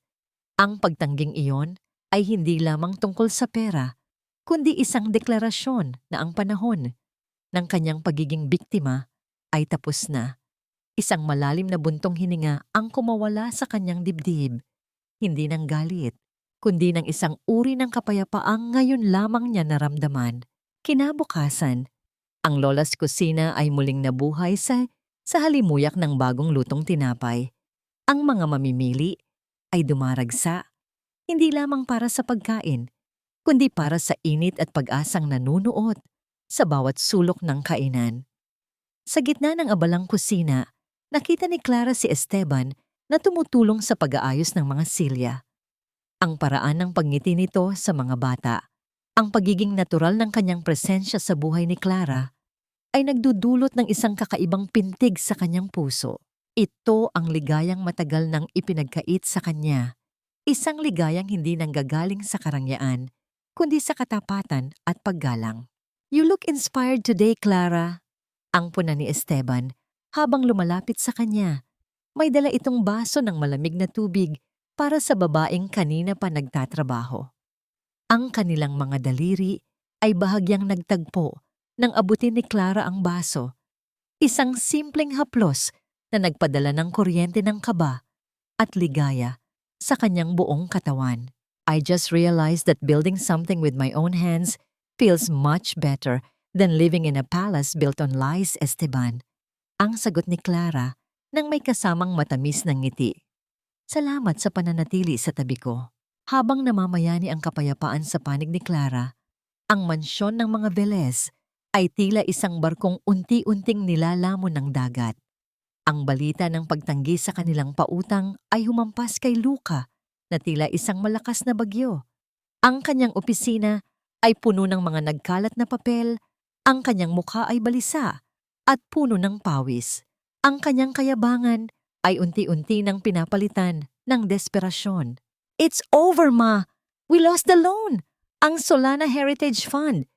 They rejected us without any explanation," ang pasigaw na sabi ni Luca kay Beatrice. Ang matandang babae ay napasandal sa kanyang mamahaling silya. Ang kanyang mga kamay ay nanginginig habang hawak ang kanyang hiyas. Sa sulok ng silid, si Valeria ay tahimik na nagmamasid. Ang kanyang isipan ay abala na sa pag-iisip kung paano ililigtas ang sarili mula sa papalubog na pamilya. Sinimulan na niyang itago ang kanyang mga mamahaling alahas sa loob ng kanyang bag, handang tumakas sa sandaling dumating ang mga maniningil ng utang. Ngunit si Beatrice ay hindi basta-basta susuko ng walang laban. Ang kanyang puot kay Clara ay naging isang madilim na plano. "Hindi tayo pwedeng bumagsak ng mag-isa, Luca. Kung mawawala ang lahat sa atin, sisiguraduhin kong mawawala rin ang pinakamahalaga sa kanya." Ang mga bata, sila ang kahinaan ni Clara. Kung kukunin natin sila, mapipilitan siyang ibigay sa atin ang kahit anong hingin natin. Sa kabila ng panganib na nagbabanta, abala si Clara sa paghahanda para sa ika-4 na kaarawan ng kanyang anak na babae. Isang munting cake ang kanyang maingat na binabalutan ng asukal at pagmamahal. Ang bawat detalye ay sumasalamin sa kanyang pangarap para sa isang bagong simula. Ngunit sa gitna ng kanyang paggawa, napansin ni Manang Rosa na may isang itim na sasakyang kanina pa pabalik-balik sa tapat ng kanilang kalsada. Ang mga bintana nito ay madilim, tila isang mata na nagmamasid mula sa kadiliman. Ang gabi ay dahan-dahang lumalim at ang katahimikan ay tila naging mabigat. Habang nagliligpit si Clara, tumunog ang kanyang telepono. Isang tawag mula sa paaralan ng mga bata. Ang tinig ng guro sa kabilang linya ay puno ng pag-aalala at kaba. Mami Clara, I'm so sorry. Akala namin ay pinayagan niyo silang umuwi ng maaga. May dumating na sasakyan at ang sabi ng matandang babae ay siya ang kanilang lola at may emergency sa inyong bahay. Isinama na po niya ang kambal bago pa namin kayo matawagan. Ang cake na hawak ni Clara ay dahan-dahang nadulas mula sa kanyang mga kamay, bumagsak sa sahig at nawasak ang disenyo ng pag-asa. Ang kanyang mundo ay tila muling huminto sa pag-ikot at ang tanging naririnig niya ay ang mabilis na tibok ng kanyang puso na puno ng matinding takot. Ang bangungot na akala niya ay tapos na ay muling nagbabalik. Dala ang isang katanungang tila walang kasagutan. Hanggang saan ang kayang gawin ng kasamaan upang sirain ang isang inang wala nang ibang nais, kundi ang maprotektahan ang kanyang mga anak? Ang mundo ni Clara ay tila biglang naglaho ang kulay at tanging ang itim na usok ng takot ang namayani sa kanyang paningin. Ang pirasong cake na nahulog sa sahig ay naging simbolo ng kanyang muling pagkawasak. Ang kanyang mga binti ay nanghina, ngunit bago pa man siya tuluyang bumigay sa bigat ng kawalang pag-asa, isang matatag na bisig ang muling sumalo sa kanya. Ang mga kamay ni Esteban ay mahigpit na humawak sa kanyang siko. Pilit siyang itinayo sa gitna ng kanyang pagguho. Ang abogado ay hindi nagpakita ng taranta. Ang kanyang mga mata ay naglalabas ng isang uri ng talim na tila nakahandang humiwa sa kahit anong balakid. Hindi ito ang oras para manghina, Clara. Kailangan ka ng mga bata. Ang boses ni Esteban ay isang malamig na utos na nagpabalik sa katinuan ni Clara. Mabilis na kumilos si Esteban. Ang kanyang mga daliri ay maliksing tumitipa sa kanyang telepono habang tinatawagan ang kanyang mga koneksyon sa kapulisan at mga pribadong investigador. Sa loob ng ilang minuto, sa tulong ng GPS tracker na lihim niyang ipinalagay sa sasakyan ni Beatrice, noon pa mang nararamdaman niyang magtatangka ang mga ito, nakuha nila ang lokasyon. Isang abandonadong bodega sa labas ng lungsod, malayo sa mga mata ng publiko, kung saan ang anino ng kasamaan ay malayang gumagalaw. Habang binabaybay nila ang madilim na kalsada patungo sa bodega, ang katahimikan sa loob ng sasakyan ay punong-puno ng tensyon. Nakatingin si Clara sa labas ng bintana. Ang kanyang mga kamao ay nakakuyom ng mahigpit hanggang sa mamuti ang kanyang mga buko-buko. Wala na ang takot sa kanyang mga mata. Ang pumalit ay ang bagsik ng isang inang leon na handang pumatay para sa kanyang mga anak. Ang bawat minutong lumilipas ay tila isang latay sa kanyang puso. Iniisip ang takot na nararamdaman ng kanyang kambal sa kamay ng mga taong walang puso. Sa loob ng madilim at maalikabok na bodega, ang boses ni Beatrice ay tila isang lason na dahan-dahang pumapasok sa isipan ng mga bata. Huwag na kayong umiyak. Ayaw na sa inyo ng mama niyo. Iniwan na niya kayo dahil mas mahal niya ang bago niyang negosyo. Kami na lang ang pamilya niyo ngayon. Ang mapanirang sabi ng matanda habang pilit na pinatatahimik ang dalawang batang nanginginig sa takot sa isang sulok. Ang mga bata ay nakayakap sa isa't isa. Ang kanilang mga mukha ay puno ng luha at pagkalito. Pilit na itinatanggi sa kanilang mga puso Ang mga kasinungalingang naririnig, ang katahimikan ng gabi, ay biglang naputol ng ang malaking pintuang bakal ng bodega ay marahas na bumukas, tumatama sa pader na nagdulot ng malakas na alingawngaw sa buong paligid. Ang liwanag mula sa labas ay nagmistulang isang banal na apoy na nagmumula sa likuran ni Clara. Humakbang siya papasok ng may buong awtoridad. Ang bawat yabag ng kanyang sapatos ay tila isang hatol ng kamatayan para sa mga beles. Sa likuran niya si Esteban ay nakatayo ng matuwid. Ang kanyang presensya ay sapat na upang mapaatras si Luca na noon ay may hawak na mga dokumentong balak ipapirma ng sapilitan. Bitawan mo ang mga anak ko, Beatrice. Ang tinig ni Clara ay mababa, ngunit may dalang panginginig ng galit na kayang magpaguho ng bundok. Lumapit si Luca, dala ang kanyang huwad na katapangan at iwinagayway ang isang pirasong papel sa harap ni Clara. Pirmahan mo ito, Clara. Ibigay mo sa akin ang buong kustodiya at ang lahat ng karapatan mo sa Solana Heritage Fund at ibabalik ko sa iyo ang mga bata ng ligtas. Huwag kang maging matigas ang ulo kung ayaw mong hindi mo na sila muling makita. Isang mapait at nakanginginig na tawa ang kumawala sa mga labi ni Clara. Kinuha niya ang papel mula sa kamay ni Luca. Tinitigan niya ang kanyang asawa. Ang lalaking minsan niyang minahal, ngunit ngayon ay itinuturing na lamang na isang malaking pagkakamali ng kanyang nakaraan. Sa harap ng gulat na mga mata ni Luca at Beatrice, dahan-dahang pinunit ni Clara ang dokumento sa maliliit na piraso. Hinahayaang tangayin ng hangin ang mga labi ng kanilang huling alas. Hindi mo na ako kailanman muling matatakot, Luca. Ang panahon ng pagyukod ko sa inyo ay tapos na. Dahil sa labis na pagkapahiya, mabilis na itinaas ni Luca ang kanyang kamay upang saktan si Clara. Ngunit bago pa man ito makalapit, mabilis na kumilos si Esteban. Hinawakan ng abogado ang braso ni Luca, pinihit ito sa likod, at idiniin ang mukha ng lalaki sa maduming sahig ng bodega. Walang nagawa si Luca kundi dumaing sa sakit habang pinapanood ang kanyang kapangyarihan na unti-unting naglalaho. Mabilis na tumakbo si Clara patungo sa kanyang mga anak. Niyakap sila ng napakahigpit na tila ba hinding-hindi na muling bibitiw. Ibininao niya ang kanyang mukha sa kanilang maliliit na balikat. Ang kanyang mga luha ay sa wakas ay pumatak, hindi ng takot, kundi ng labis na kalinga. Binuhat ni Clara ang kambal at tumayo ng may taas na noo. Nilampasan niya ang nakaluhod na si Luca at ang nanginginig na si Beatrice na ngayon ay wala nang maisagot. Huminto siya sandali at lumingon sa kanila.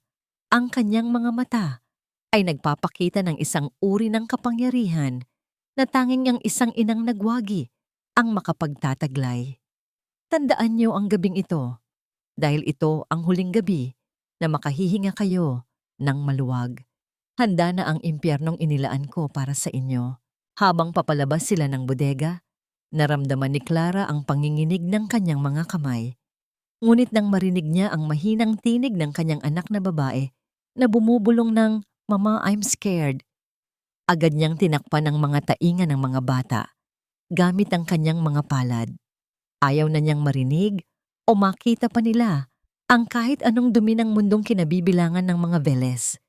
Sa gitna ng kadiliman ng labas, ang sasakyan ni Esteban ay naghihintay. Ang mga ilaw nito ay tila isang gabay patungo sa isang bagong simula. Ngunit habang pauwi na sila, nakatanggap si Clara ng isang tawag na nagpabilis muli sa kanyang puso. Hindi ng takot, kundi ng isang balitang formal na magtatapos sa kanyang paghihirap. Ang bawat hakbang ni Clara sa loob ng engrandeng lobby ng Solana Heritage Fund ay tila may kasabay na dagundong ng pagbabago. Ang tunog ng kanyang sapatos sa makintab na marmol na sahig ay hindi na ang tunog ng isang babaeng takot na maingayan ang kanyang biyenan, kundi ang tunog ng isang reyna na nagbabalik sa kanyang kaharian. Nakasuot siya ng isang formal na itim na suot na saktong-sakto sa kanyang tindig. Ang kanyang buhok ay maayos na nakapusod. at ang kanyang mga mata ay naglalabas ng isang uri ng liwanag na tanging ang mga nakaranas ng matinding dilim ang makakapagtaglay. Sa kanyang tabi, nananatiling tapat si Esteban. Ang kanyang presensya ay tila isang matibay na haligi na nagbibigay ng dagdag na lakas sa bawat galaw ni Clara.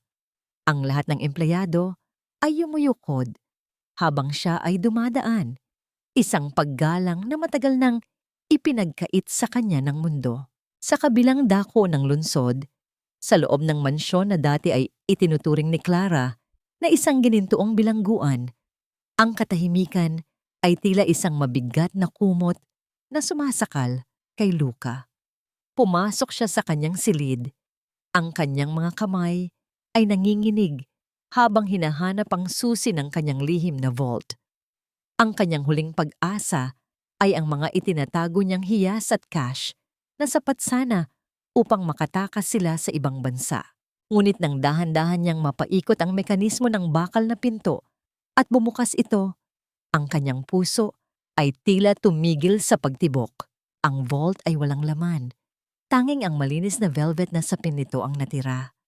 Sa gitna ng kawalan, may isang piraso ng papel na may bakas ng pabango ni Valeria. "Pasensya na, Luca. Sabi mo naman, survival of the fittest. I can't stay on a sinking ship."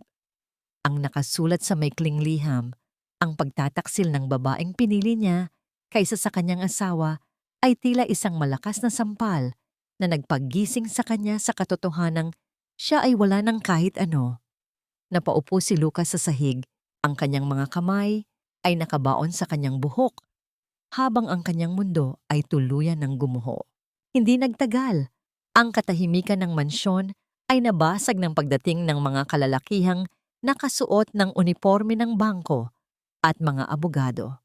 Ang bawat kagamitan na may marka ng karangyaan ay isa-isang nilalagyan ng pulang sticker ng kumpiska. Si Beatrice ay nagtatakbo pababa ng hagdanan, ang kanyang mukha ay puno ng hulas na makeup at ang kanyang mga mata ay nanlilisik sa takot. "Hindi niyo pwedeng gawin ito. Alam niyo ba kung sino ako? Ako si Beatrice Vels." Ang galing-galing niyang sigaw habang pilit na niyayakap ang isang mamahaling florera na tila ba ito ang magliligtas sa kanya. "Mawalang galang na po, madam." Ang malamig na sagot ng opisyal habang maingat na kinukuha ang florera mula sa kanyang mga kamay. Ang mansyong ito, ang lahat ng ari-arian, at pati na ang kumpanya niyo ay pag-aari na ng bagong chairman ng Solana Heritage Fund. Siya ang bumili ng lahat ng inyong utang at may utos siya na lisanin niyo ang lugar na ito sa loob ng 1 oras. Ang puot at kahihiyan ay tila isang apoy na sumunog sa natitirang dignidad ni Beatrice. Napilitan silang lumabas ni Lucas sa kalsada, bitbit ang iilang piraso ng damit sa loob ng mga plastic bag, isang eksenang eksaktong replika ng ginawa nila kay Clara noong gabing iyon ng bagyo. Habang nakatayo sila sa labas ng kanilang sariling gate, ang mga kapitbahay na dati ay yumuyukod sa kanila ay ngayon ay nakatingin ng may halong libak at bulungan. Ang karma ay tila isang tahimik na manunulat na sa wakas ay natapos na ang pinakamaitim na kabanata ng kanilang buhay. Isang itim at mahabang sasakyan ang dahan-dahang huminto sa kanilang harapan. Ang bintana nito ay unti-unting bumaba at isang lalaking nakasuot ang bumaba. Ito ang kinatawan ng Solana Heritage Fund. "Inaasahan kayo ng aming chairman sa opisina ngayon din," ang sabi nito nang walang anumang emosyon.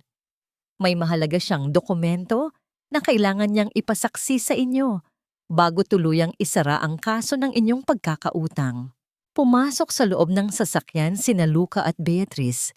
Ang kanilang mga puso ay puno ng kaba at isang maliit na bahid ng pag-asa. Inisip nila na baka ang bagong chairman ay isang matandang kaibigan ng kanilang pamilya na nais lamang silang bigyan ng isa pang pagkakataon. "Baka ito na ang swerte natin, Luca," ang bulong ni Beatrice habang pilit na inaayos ang kanyang gusot na duster. Habang papalapit sila sa malaking gusali, tinitigan ni Luca ang refleksyon ng sarili sa bintana. Hindi niya alam na ang taong naghihintay sa kanya sa itaas ay ang mismong kaluluwang pinatay niya sa loob ng maraming taon. Ang tanong na nanatili sa hangin ay simple. Kapag ang biktima ay naging hukom, may puwang pa ba para sa awa? Ang malawak at napakatahimik na boardroom ng Solana Heritage Fund ay tila naging isang korte ng katarungan sa ilalim ng malamig at puting liwanag ng mga kristal na chandelier. Ang bawat sulok ng silid ay naglalabas ng amoy ng mamahaling pabango at bagong linis na semento, isang uri ng karangyaan na nagpaliit sa pagkatao ni Luca at Beatrice habang sila ay dahan-dahang naglalakad papasok. Suot ni Beatrice ang kanyang huling natitirang magandang duster, pilit na inaayos ang kanyang buhok habang ang kanyang mga kamay ay nanginginig sa kaba. Sa kanyang tabi, si Luca ay nakayuko, ang kanyang mga mata ay puno ng pagod at ang kanyang balat ay tila nawalan ng sigla matapos ang lahat ng pagkatalo sa negosyo. Naupo sila sa mahabang lamesang gawa sa madilim at makintab na kahoy. Sa tapat nila ay isang malaking swivel chair na nakatalikod, itinatago ang anyo ng taong nagmamay-ari na ngayon ng kanilang mga buhay. Ang tanging maririnig sa loob ng silid ay ang mabigat na paghinga ni Beatrice at ang banayad na paggalaw ng aircon na tila isang bulong sa gitna ng katahimikan. "I'm sure it's an old family friend, Luca." Ang mahinang bulong ni Beatrice, pilit na kinukumbinsi ang sarili. Baka si Don Mariano ito, o kaya naman ay isa sa mga business partners ng tatay mo. They just want to help us. Siguro ay gusto lang nilang makita kung gaano tayo katatag sa gitna ng pagsubok. Ngunit ang pag-asang iyon ay biglang naglaho nang ang swivel chair ay marahang umikot. Ang paggalaw nito ay tila isang hatol na unti-unting inilalantad ang katotohanan.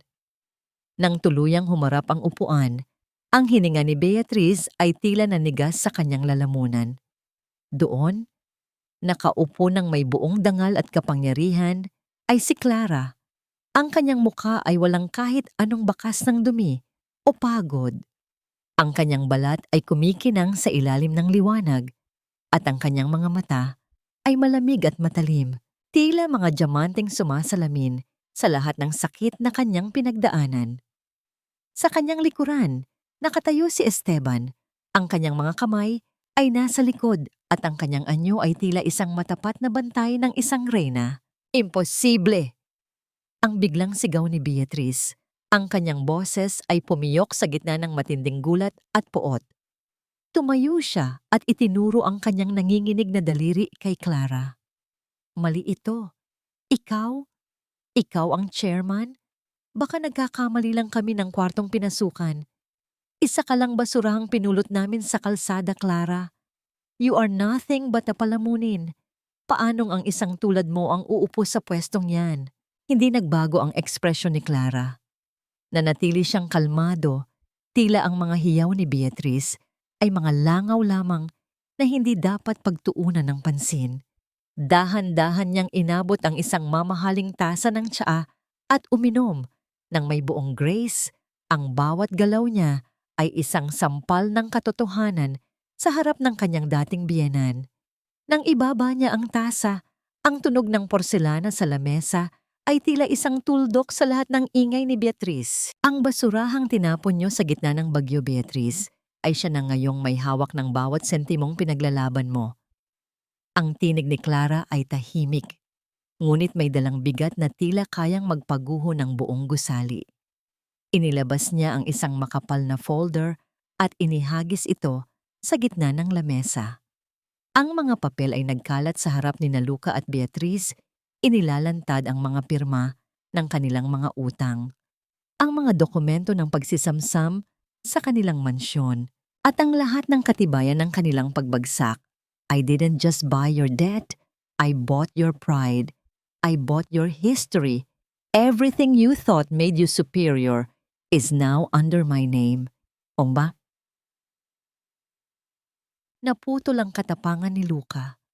Ang kanyang mga balikat ay bumagsak at ang kanyang mga mata ay napuno ng luha ng pagsisisi at matinding kahihiyan, tinitigan niya ang kanyang dating asawa, ang babaeng binaliwala niya, ang babaeng itinuring niyang gabi-gabing palamunin, at ang babaeng tinalikuran niya para sa isang kasinungalingan. Nakita niya ang isang Clara na hindi na niya kilala, isang Clara na hindi na kailangan ng kanyang proteksyon dahil mas malakas na ito sa kahit anong unos.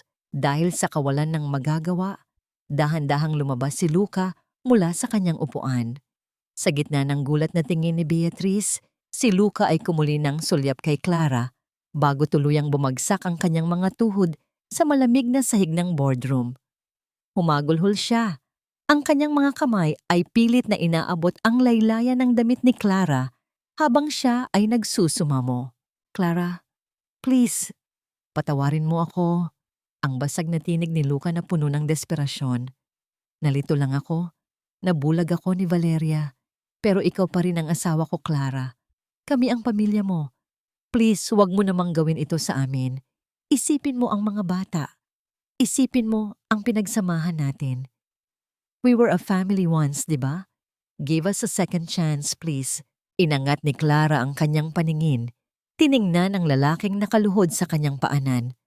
Ang kanyang mga mata ay hindi nagpakita ng galit, kundi isang malalim na awa. Hindi ang uri ng awa na gustong tumulong, kundi ang awa para sa isang kaluluwang tuluyan nang nawala. Habang ang bawat hikbi ni Luca ay umaalingaw-ngaw sa silid, isang katanungan ang pumasok sa isipan ni Esteban habang pinagmamasdan ang kanyang mahal na si Clara. Ang sapat na ba ang pagluhod ng kaaway upang mabura ang mga latay sa puso ng isang inang minsan nang itinapon sa dilim? Dahan-dahang iniurong ni Clara ang kanyang binti. Iwinawaksi ang maruming kamay ni Luca na tila ba isang insekto na nanggugulo sa kanyang pananahimik. Ang bawat luhang dumadaloy sa mukha ng kanyang asawa ay tila mga huwad na kristal sa paningin ni Clara. Walang halaga, walang kinang, at punong-puno ng desperasyon kaysa sa tunay na pagsisisi. Isang malalim at malamig na buntong hininga ang kumawala sa kanyang dibdib habang tinitignan ang lalaking minsan ay naging sentro ng kanyang mundo, ngunit ngayon ay isa na lamang estranghero na nakaluhod sa putikan ng sarili nitong kasalanan. Pamilya. Ang pag-uulit ni Clara, ang kanyang tinig ay may dalang pait na tila lason na dahan-dahang kumakalat sa hangin. Naisip mo ba ang pamilya noong hinayaan mo kaming manginig sa lagnat sa gitna ng bagyo? Naisip mo ba ang pamilya noong dinala mo ang babaeng iyon sa harap ko habang ako ay nagmamakaawa para sa gamot ng mga anak mo? Ang pamilya, Luca, ay hindi isang salitang gagamitin mo lang kapag kailangan mo ng kaligtasan. It is a sanctuary you burned down with your own hands. Hindi nakatiis si Beatrice. Sa gitna ng kanyang takot, ang kanyang pagiging mapagmataas ay muling bumangon na tila isang huling hininga ng isang naghihingalong ahas. "Huwag kang magmalinis, Clara. Utang na loob mo sa amin ang lahat. Kami ang bumuhay sa iyo noong wala kang matuluyan. Pinakain ka namin, binihisan ka namin, at itinuring ka naming bahagi ng tahanang ito kahit wala kang silbi. Isang malaking pagkakamali na pinatuloy ka namin." Isang matalim na tingin ang ipinukol ni Esteban kay Beatrice. Ang kanyang mga kamay ay mahigpit na nakakuyom sa kanyang likuran. Sa isang mabilis na senyas, ang malaking screen sa likod ni Clara ay nagliwanag. Inilalantad ang mga dokumentong matagal nang nakabaon sa ilalim ng mga kasinungalingan ng mga Veles. Ang mga papeles ng insurance, ang mga pirma ng mga abogado, at ang mga bank record mula sa nakalipas na 20 taon ay isa-isang lumabas. Tila mga multo na naghahanap ng hustisya. "Huwag mong pag-usapan ng utang na loob, Beatrice." Ang tinig ni Clara ay naging mas matigas. Ang kanyang mga mata ay naniningkit sa galit. "Dahil sa loob ng maraming taon, ninakawan niyo ako." Nadiskubre ni Esteban ang katotohanan. Noong pumanaw ang aking mga magulang, may iniwan silang napakalaking insurance policy para sa akin. Ngunit dahil malapit na kaibigan kayo ng aking ina, ginamit niyo ang inyong impluensya upang takawin ang perang iyon. Pinalabas niyo na ako ay isang batang ulila na walang kahit ano, habang ang bilyon-bilyong halaga na dapat ay sa akin ay ginamit niyo upang itayo ang inyong kumpanya at ang mansyong kinalakhan ni Luca. I was never a charity case. I was your victim. You built your palace using my inheritance. And then you treated me like a slave inside my own home. Ang katotohanan iyon ay tila isang malakas na kulog na yumanig sa buong boardroom. Napanganga si Beatrice, ang kanyang mukha ay tuluyan nang nawalan ng kulay at ang kanyang mga kamay ay nanginginig sa matinding kahihiyan. Si Luca naman ay napako sa kanyang kinakalugaran. Ang kanyang pagsusumamo ay napalitan ng isang matinding gulat. Ang buong buhay niya, ang karangyaang kanyang ipinagmamalaki, ay nagmula pala sa perang dapat ay sa babaeng kanyang minaliit. Sa ilalim ng lamesa, naramdaman ni Clara ang dahan-dahang paghawak ni Esteban sa kanyang kamay. Ang haplos na yon ay hindi lamang nagbibigay ng lakas, kundi isang tahimik na paalala na ang katarungan ay narito na. Ang init ng palad ni Esteban ay tila isang gamot na dahan-dahang nagpapahilom sa huling piraso ng sugat ni Clara. Hindi na naghintay pa ng paliwanag si Clara. Sa isang mabilis na pagbukas ng malaking pinto ng boardroom, pumasok ang ilang mga kalalakihan na may suot na uniforme ng kapulisan. Ang bawat yabag ng kanilang mga sapatos ay tila isang hatol na hindi na mababago. Hawak nila ang mga warrant of arrest para sa tax fraud, embezzlement, at ang kaso ng pananadyang pagsunog at pagkidnap na naganap kamakailan. Luca Velez, Beatrice Velez, sumama kayo sa amin ng matiwasay. Ang utos ng opisyal habang inilalabas ang mga bakal na kagamitan para sa pag-aresto. Ang bawat tunog ng paglock ng mga ito sa mga kamay ni Luca at Beatrice ay tila isang formal na pagtatapos sa kanilang mahabang panahon ng pagmamalabis. Pinanood ni Clara ang kanyang dating asawa at biyenan habang kinakaladkad sila paalis ng kanyang opisina. Ang gulo, ang mga sigaw ng pagtutol, at ang mga huling salita ng paninisi ay tila mga malalayo ng ingay sa kanyang pandinig. Tumayo siya at lumakad patungo sa malaking bintana, tinitigan ng lungsod na ngayon ay nasa ilalim na ng kanyang mga kamay. Habang ang araw ay dahan-dahang lumulubog at nagbibigay ng kulay kahel na liwanag sa paligid, naramdaman ni Clara ang isang kakaibang ginhawa. Ngunit sa gitna ng kanyang tagumpay, isang katanungan ang bumulong sa kanyang puso. Matapos ang lahat ng paghihiganti at katarungan, sapat na ba ang bilyon-bilyong yaman upang punan ang puwang na iniwan ng isang wasak na pangarap? Ang loob ng korte ay tila isang napakalawak na katedral ng katarungan, kung saan ang bawat pader ay saksi sa mga lihim na pilit itinatago. Malamig ang hangin mula sa mga aircon, ngunit mas malamig ang tensyong namamayani sa pagitan ng dalawang panig. Nakaupo si Clara sa tabi ni Esteban. Ang kanyang mga kamay ay payapang nakapatong sa kanyang kandungan. Wala na ang panginginig, wala na ang takot. Sa kabilang panig, si Luca ay nakaupo ng nakayuko. Ang kanyang mga mata ay walang kislap at ang kanyang anyo ay tila isang anino ng dati niyang mapagmataas na sarili. Ang kanyang abogado ay pilit na naghahanap ng mga katuwiran, ngunit ang bawat salita nito ay tila mga tuyot na dahon na tinatangay ng hangin sa harap ng matibay na ebidensyang inilatag ni Esteban. Buong galing na ipinagtanggol ni Esteban ang karapatan ni Clara. Ang kanyang tinig ay matatag. Bawat argumento ay tila isang matalim na espada na humahati sa mga kasinungalingan ng mga Velez. Ipinakita niya ang mga ulat ng doktor tungkol sa kapabayaan ni Luca noong may sakit ang mga bata, ang mga testimonya ng mga saksi sa gabing itinapon si Clara sa kalsada, at ang lahat ng katibayan ng bilyon-bilyong pagnanakaw sa mana ni Clara. Ang bawat salitang binitawan ni Esteban ay puno ng pagmamalasakit at matinding paniniwala sa katarungan, na tila ba hindi lang siya isang abogado, kundi isang tagapagtanggol ng dangal ni Clara. The children deserve a home built on love and truth, not a cage of manipulation and greed. Ang mariing pagtatapos ni Esteban habang nakatingin ng diretso sa hukom. Ang katahimikan pagkatapos ng kanyang pananalita ay tila isang mabigat na kumot na bumalot sa buong silid.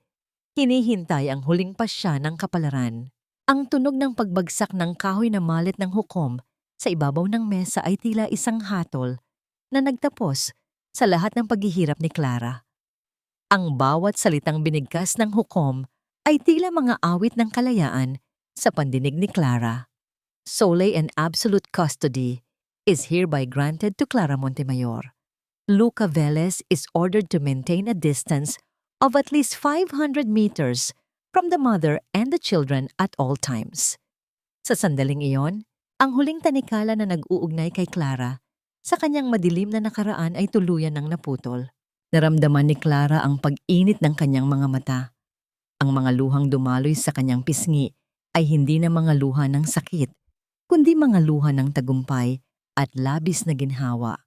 Agad siyang tumayo nang makita ang kanyang dalawang anak na dinala ng social worker sa loob ng silid. Ang kambal ay mabilis na tumakbo patungo sa kanya. Ang kanilang maliliit na bisig ay mahigpit na yumakap sa kanyang leeg. Ibininao ni Clara ang kanyang mukha sa kanilang mga balikat. Nilalasap ang amoy ng kanilang buhok at ang init ng kanilang maliliit na katawan. Sa wakas, sila ay ligtas na. Sa wakas, wala nang makakaagaw sa kanila mula sa kanya. Habang papalabas sila ng gusali ng korte, ang kalangitan ay muling nagbabadya ng ulan. Ang mga butil ng tubig ay nagsimulang dumaloy mula sa itaas. Tila mga luha ng langit na naglilinis sa dumi ng kahapon. Tumigil si Clara sa tapat ng hagdanan, pinagmamasdan ng ulan. Naalala niya ang gabing iyon, ang gabing basang-basa sila, nanginginig sa lamig at walang matuluyan. Ngunit ngayon, habang nararamdaman niya ang matatag na presensya ni Esteban na tumayo sa kanyang tabi at dahan-dahang binuksan ang isang malaking itim na payong, ang ulan ay hindi na nakakatakot. Tumingin si Clara kay Esteban at sa gitna ng malamig na panahon, naramdaman niya ang isang init na nagmula sa kailaliman ng kanyang puso. Ang abogado ay nakatingin sa kanya nang may malalim na paghanga at isang uri ng pagmamahal na tahimik ngunit tapat. Wala nang kailangang sabihin, sapat na ang katahimikan at ang pagkakaisa ng kanilang mga damdamin sa ilalim ng iisang silong. Gayunpaman, habang pinapanood ni Clara ang malungkot at talunang anyo ni Luca na naglalakad sa kabilang panig ng kalsada, basang-basa ng ulan at walang sino mang lumalapit sa kanya, isang huling pait ang sumagi sa kanyang isipan. Ang katarungan ay nakamit na, ang mga anak ay nasa kanya na, at ang yaman ay bumalik na sa tunay na nagmamay-ari. Ngunit habang ang mga butil ng ulan ay patuloy na bumabagsak sa kanyang palad, naisip niya, sa pagitan ng paghihiganti at pagpapatawad, mayroon pa bang puwang para sa isang pusong pagod na sa pakikipaglaban upang muling magtiwala sa pangako ng isang bagong bukas? Tumila na ang malakas na buhos ng ulan, na tila ba ang kalangitan ay naubusan na rin ng luha matapos ang mahabang gabi ng paghuhukom. Ang tanging natira ay ang banayad na ambon na nagbibigay ng kakaibang kintab sa basang aspalto sa labas ng gusali ng korte. Habang pababa ng hagdanan si Clara, kasama ang kanyang mga anak na mahigpit na nakakapit sa kanyang mga kamay, naramdaman niya ang matatag na presensya ni Esteban sa kanyang tabi. Hawak pa rin ng abogado ang malaking itim na payong. Pilit na tinitiyak na walang kahit isang malamig na butil ng tubig ang dadapo sa balat ni Clara. Ang katahimikan sa paligid ay punong-puno ng mga damdaming hindi na kailangan pang bigkasin. Isang pagkilala sa tagumpay na nakamit mula sa dusa. Sa paanan ng hagdanan, nakatayo ang isang anyo na tila ba nilamon na ng kahihiyan. Si Luca, na noon ay basang-basa at madungis, ay naghihintay. Wala na ang kanyang mamahaling sasakyan, wala na ang kanyang mga gwardya, at wala na ang kanyang mapagmataas na tindig. Ang kanyang mga mata ay mamula-mula at puno ng desperasyon habang nakatingin kay Clara. Sa bawat hakbang ni Clara pababa, lalong lumulubog ang balikat ni Luca. Tila ba ang bigat ng kanyang mga kasalanan ay pisikal na dumadagan sa kanya. Clara, sandali lang. Ang paos at nanginginig na tinig ni Luca na tila ba nagmamakaawa sa hangin. I was blind, Clara. Si Valeria. Si Valeria ang nanulsol sa akin sa lahat ng dang ito. Siya ang may kasalanan kung bakit nabulag ako sa yaman at kinalimutan ng lahat. Patawarin mo ako. Give me a chance to be a father again. Hindi ko kayang mawala kayo. Tumigil si Clara sa kanyang paglalakad. Hindi niya binitiwan ang kamay ng kanyang mga anak. Sa halip ay mas lalo pa niyang hinigpitan ang hawak sa kanila. Tinitigan niya ang lalaking minsan niyang tinawag na asawa. Ang lalaking pinag-alayan niya ng kanyang kabataan at sakripisyo. Sa ilalim ng payong ni Esteban, nakita ni Clara ang malaking kaibahan. Si Esteban ay nakatayo ng matuwid, isang haligi ng katapatan at proteksyon, habang si Luca ay tila isang kandilang unti-unting nauupos sa gitna ng ulan. Hindi puot ang naramdaman ni Clara, kundi isang malalim at malamig na awa. Ang uri ng awa na nararamdaman mo para sa isang bagay na tuluyan ng nasira at wala ng silbi. Huwag mong isisi sa ibang tao ang mga desisyong ikaw mismo ang gumawa, Luca. Ang tinig ni Clara ay banayad, ngunit may dalang bigat na tila isang huling hatol. Hindi mo ako sinira, Luca. Sa kabila ng lahat ng ginawa niyo, narito pa rin ako, mas matatag at mas buo. Ang tanging sinira mo ay ang sarili mo. Winasak mo ang pamilyang dapat ay nagmamahal sa iyo para sa mga bagay na madaling mawala.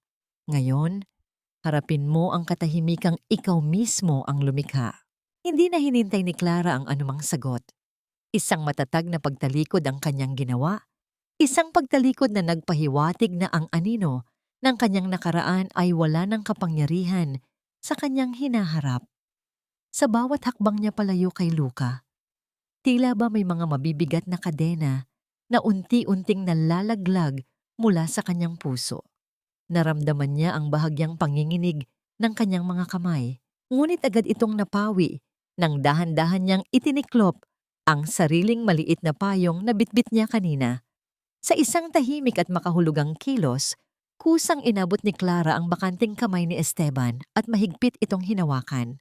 Naglakad sila patungo sa naghihintay na sasakyan, habang ang ambon ay tuluyan ng huminto at ang isang manipis na sinag ng araw ay nagsimulang sumilip mula sa makapal na ulap. Ang haplos ng kamay ni Esteban ay nagbigay kay Clara ng isang uri ng katiyakan na hindi niya kailanman naramdaman sa piling ni Luca. Isang pakiramdam ng pagiging sapat, ng pagiging mahalaga, at ng pagiging ligtas. Habang pinagmamasdan niya ang kanyang mga anak na masayang pumasok sa loob ng sasakyan, nalaman ni Clara na ang tunay na katarungan ay hindi lamang ang pagkapanalo sa korte, kundi ang pagkakaroon ng kapayapaan upang muling magmahal ng walang takot. Isang bagong pahina ang dahan-dahang bumubukas para sa kanila. Sa bawat pag-ikot ng gulong ng sasakyan palayo sa gusali ng korte, lalong lumalayo si Clara sa dilim at lalong lumalapit sa liwanag na matagal niyang hinintay. Ang pangako ng isang totoong pamilya, isang pamilyang binuo hindi sa dugo o obligasyon, kundi sa katapatan at pag-unawa, ay tila isang malinaw na abot-tanaw na naghihintay sa kanila. Ang tanong na lamang na natitira sa kanyang isipan ay kung paano niya gagamitin ang kanyang bagong kapangyarihan upang patuloy na maghasik ng kabutihan sa gitna ng mundong minsang naging marupok sa kanya. Ang liwanag ng dapit hapon ay dahan-dahang gumagapang sa loob ng bago at malawak na opisina ni Clara na nagbibigay ng ginintuang kulay sa bawat sulok ng silid. Mula sa kanyang malaking bintana, kitang-kita ang abalang kalsada ng lungsod. Ngunit sa loob ng gusali ng Solana Heritage Fund, ang namamayani ay ang isang uri ng katahimikan na nagdadala ng kapayapaan sa halip na takot. Hawak ni Clara ang isang mainit na tasa ng tsa. Ang usok nito ay banayad na pumapaikot sa hangin, tila isang munting sayaw ng kalayaan. Napatingin siya sa isang maliit na kwadro sa kanyang lamesa. Isang litrato ng lola's kusina na ngayon ay isa na sa pinakasikat na pasyalan sa bayan, hindi dahil sa yaman, kundi dahil sa kwento ng pag-asa na nakaukit sa bawat dingding nito. Sa gitna ng kanyang pagmuni-muni, ang pinto ng opisina ay dahan-dahang bumukas nang walang anumang ingay. Pumasok si Esteban. Dala ang kanyang pamilyar na ngiti na palaging nagpapagaan sa pakiramdam ni Clara. Hindi na siya nakasuot ng formal na Amerikana. Tanging ang kanyang puting polo na nakatupi ang manggas ang suot niya, na nagpapahiwatig na tapos na ang oras ng trabaho at oras na para sa pamilya. Lumapit siya kay Clara at tumayo sa tabi nito. Pinagmamasdan din ang unti-unting paglubog ng araw na tila isang huling kabanata ng isang mahabang araw. "The children are already in the car, Clara." Pagod na pagod sila sa laro pero ayaw pa ring tumigil sa pagkukwento tungkol sa school. Ang malambing na sabi ni Esteban. Ang kanyang tinig ay may dalang katiyakan na hindi kailanman nagbago mula noong unang araw na pumasok siya sa buhay ni Clara sa gitna ng hirap. Dahan-dahang ipinatong ni Esteban ang kanyang kamay sa balikat ni Clara, isang hawak na puno ng paggalang at matapat na pagmamahal. Humarap si Clara sa kanya. Ang kanyang mga mata ay nagniningning sa kislap ng pasasalamat. Minsan, hindi pa rin ako makapaniwala na narito na tayo, Esteban, na ang bawat gabi ng pag-iyak ay napalitan ng ganitong uri ng katahimikan. Hindi ko alam kung nasaan ako ngayon kung hindi ka dumating. Hinawakan ni Esteban ang kamay ni Clara at marahan itong dinala sa kanyang mga labi para sa isang munting halik sa likod ng palad. "You saved yourself, Clara. I was just the one holding the umbrella while you were learning how to walk through the storm." Ikaw ang bumuo muli sa sarili mo. Ang kanilang mga mata ay nagtagpo at sa sandaling iyon, ang distansya sa pagitan nila ay tila nawala. Naramdaman ni Clara ang banayad na paglapit ng mukha ni Esteban. Ang kanyang hininga ay mainit at amoy mint. Isang pamilyar na amoy na nagbibigay sa kanya ng pakiramdam ng home. Ang kanilang mga noo ay nagdikit ng bahagya. Isang matamis at langmante na sandali na tila itinigil ang oras habang namamayani ang katahimikan sa pagitan nila. Isang katanungan ang pumasok sa isipan ni Clara. Ang katarungan ay ganap na niyang nakamit. Sina Luca at Beatrice ay nahaharap na sa mga kasong tuluyang sisira sa kanilang mga pangalan. At ang mansyon ng mga Velez ay isa na ngayong foundation para sa mga inang biktima ng pang-aabuso. Ngunit sa gitna ng lahat ng tagumpay na ito, alam ni Clara na ang pinakamahirap na bahagi ng kanyang paglalakbay ay ang tuluyang pagbitaw sa galit upang bigyang daan ang isang bagong pag-ibig. Handa ka na ba para sa susunod na kabanata? Ang mahinang tanong ni Esteban. Ang kanyang boses ay puno ng pag-asa at isang lihim na pangako. Tumingin si Clara sa labas, sa mga unang bituin na nagsisimulang magpakita sa madilim na asul na langit. Ang kanyang puso ay punong-puno ng mga damdaming hindi niya kayang ipaliwanag. Isang halong kaba, ligaya, at isang malalim na paniniwala na ang pinakamagagandang bagay ay nangyayari pagkatapos ng pinakamatinding unos. Ngunit bago siya makasagot, isang munting alaala ang biglang sumagi sa kanyang isipan. Isang liham na iniwan ng kanyang lolo na hindi pa niya tuluyang nabubuksan. Isang liham na nagsasabing may isa pang sikreto ang pamilya Montemayor na maaaring baguhin ang lahat ng alam niya tungkol sa kanyang tunay na pinagmulan. Ang tanong ni Esteban ay nanatili sa hangin, kasabay ng bigat ng bagong misteryong naghihintay sa kanya. Handa na nga ba si Clara na talikuran ang lahat ng kanyang nalaman? O ang bagong bukas na ito ay simula lamang ng isang mas malalim pang paglalakbay patungo sa katotohanang matagal nang itinago sa kanya? Lumipas ang 2 taon na tila isang banayad na agos ng ilog, dahan-dahang tinatangay ang mga huling bakas ng pait at dumi ng nakaraan. Ang dating mansyon ng mga Velez, na dati ay saksi Sa mga lihim na pagluha at pang-aapi, ay ganap na nang nagbago. Wala na ang matatayog at malamig na pader ng pagmamalaki. Sa halip ito ay isa na ngayong kanlungan na tinatawag na Tahanan ni Clara, isang pundasyon para sa mga inang biktima ng pang-aabuso at mga batang nangangailangan ng pagkalinga. Ang bawat sulok nito ay puno na ngayon ng halimuyak ng mga sariwang bulaklak at ang masayang tinig ng mga bata na tila mga awit na nagbibigay ng buhay sa kapaligiran. Sa ilalim ng isang malaking puno ng nara sa gitna ng malawak na hardin, nakaupo si Clara habang pinagmamasdan ng kanyang kambal na masayang naghahabol sa damuhan. Ang kanilang mga tawa ay tila mga kristal na tumatama sa hangin, dalisay at walang bahid ng takot. Hindi na sila ang mga batang nanginginig sa lagnat sa gitna ng bagyo.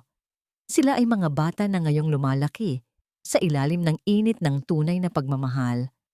Napangiti si Clara, isang ngiti na hindi lamang sa labi makikita, kundi pati na rin sa kanyang mga mata na dati ay puno ng lungkot. Isang pamilyar na presensya ang dahan-dahang tumabi sa kanya. Hindi na kailangan pang lumingon ni Clara upang malaman kung sino ito.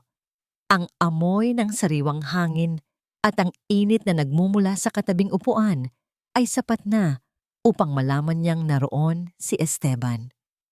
Inilapag ng abogado ang 2 baso ng malamig na juice sa lamesa bago maingat na hinawakan ang kamay ni Clara. Ang kanilang mga daliri ay magkahawak ng mahigpit, isang tahimik na pangako ng katapatan na nananatiling matatag sa paglipas ng panahon. Nabalitaan mo ba ang huling balita sa korte? Ang mahinahong tanong ni Esteban. Ang kanyang tinig ay wala ng bakas ng tensyon, kundi purong kalinga na lamang. Tumango ng bahagya si Clara. Alam niya ang sinasabi nito.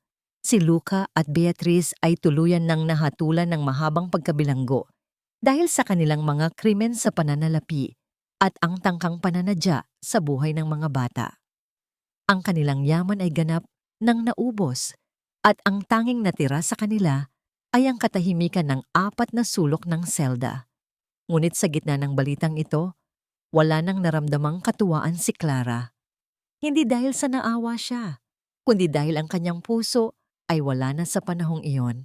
Ang paghihiganti ay isang mabigat na pasanin na matagal na niyang ibinaba upang makahinga ng maluwag. Hindi ko na sila iniisip, Esteban. Ang tugon ni Clara habang nakasandal ang kanyang ulo sa balikat ng lalaki. Ang pagpapatawad ay hindi para sa kanila, kundi para sa sarili ko. Pinatawad ko na ang sarili ko sa pagiging mahina noon dahil ang kahinaang iyon ang nagturo sa akin kung paano maging tunay na matapang. I have found my peace and that is more than enough. Hinarap siya ni Esteban at sa gitna ng ginintuang liwanag ng papalubog na araw, ang kanyang mga mata ay nagsalaysay ng isang pag-ibig na hindi nangangailangan ng mga mabulaklak na salita. You are the strongest woman I know, Clara. At habang buhay akong magpapasalamat na pinayagan mo akong maging bahagi ng iyong bagong bukas. Dahan-dahang inilapit ni Esteban ang kanyang mukha at ang isang munting halik sa noo ni Clara ay tila isang banal na basbas na nagtapos sa lahat ng kanyang pagtitiis. Ang kwento ni Clara ay hindi lamang tungkol sa pagbawi ng bilyon-bilyong yaman, kundi tungkol sa muling pagbawi sa sariling dangal.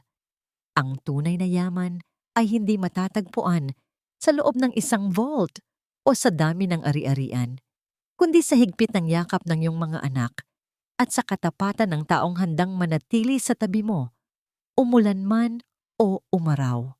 Natutunan ni Clara na ang bawat tunos sa buhay ay hindi dumarating upang sirain tayo, kundi upang linisin ang ating landas patungo sa mga taong tunay na nagpapahalaga sa atin. Habang ang araw ay tuluyan ng naglaho sa abot-tanaw at ang mga unang bituin ay nagsimulang magningning, tumayo ang magkakapamilya upang pumasok sa loob ng kanilang tahanan. Ang bawat hakbang nila ay puno ng katiyakan. Ang dilim ng gabi ay hindi na nakakatakot dahil alam ni Clara na sa loob ng kanyang puso ang liwanag ng pag-asa ay hinding-hindi na muling mauupos. Ang bawat umaga ay isang bagong pagkakataon at sa piling ni Esteban at ng kanyang mga anak.